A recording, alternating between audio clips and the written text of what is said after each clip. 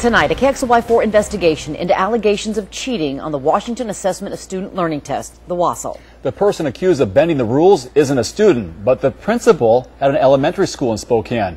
McKay Allen joins us now live in the newsroom to explain what happened.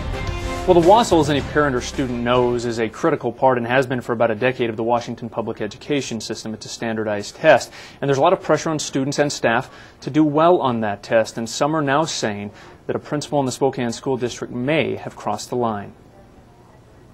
The WASL is serious business.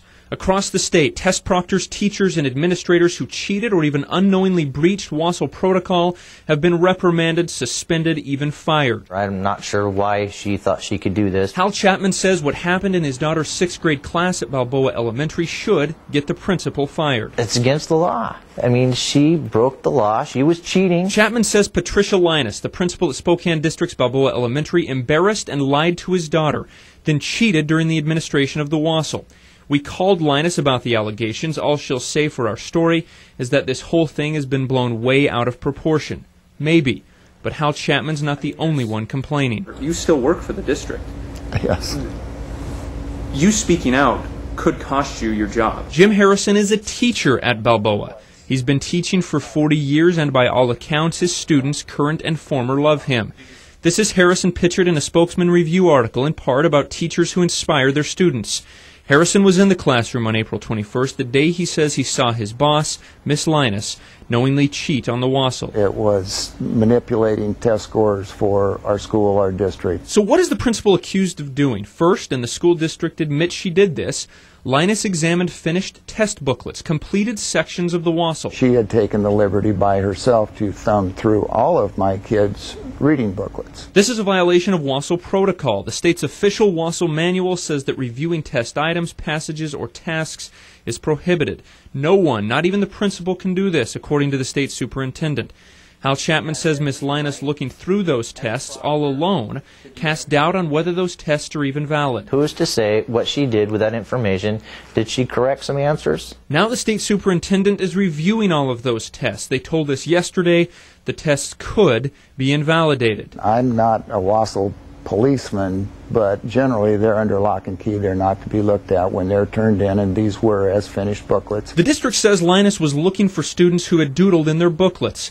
But it doesn't matter what her motivation was. The school district admits going through finished booklets, especially alone, is a violation of protocol.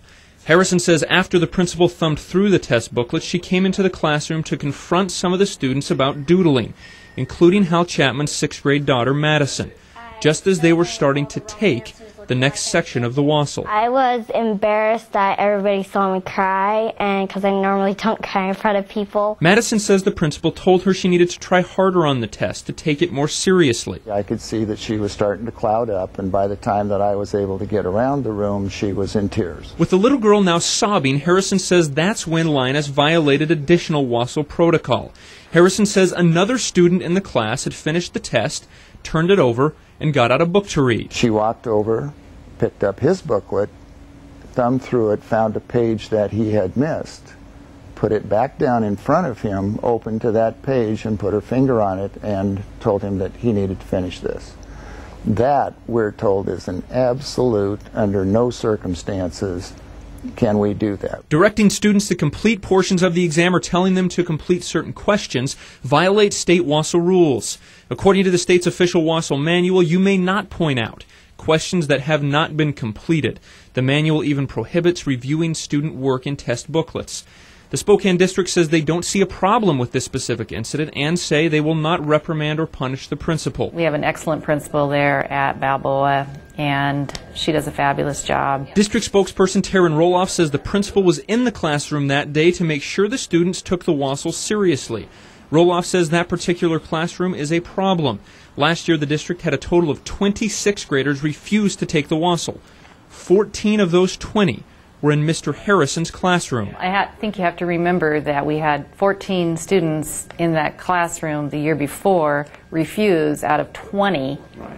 So obviously there was a need for the principal to be in there and monitor the proctoring. Right. But refusing isn't against the rules. If she did what she's said to have done, that would be against the rules. Would that be a big deal? Well, of course, whenever any one does anything inappropriate around testing, it is a big deal. People have done these things, and they're no longer in the profession. My fear would have been if I would have done it, I wouldn't be sitting here at this interview today. Now, the district doesn't dispute what the parent and the teacher say happened in that classroom. The district admits protocol in some instances was breached, but they say the matter is closed and that the principal will not be disciplined. We should note the principal did apologize to Madison, the little girl in our story, for helping to make her cry.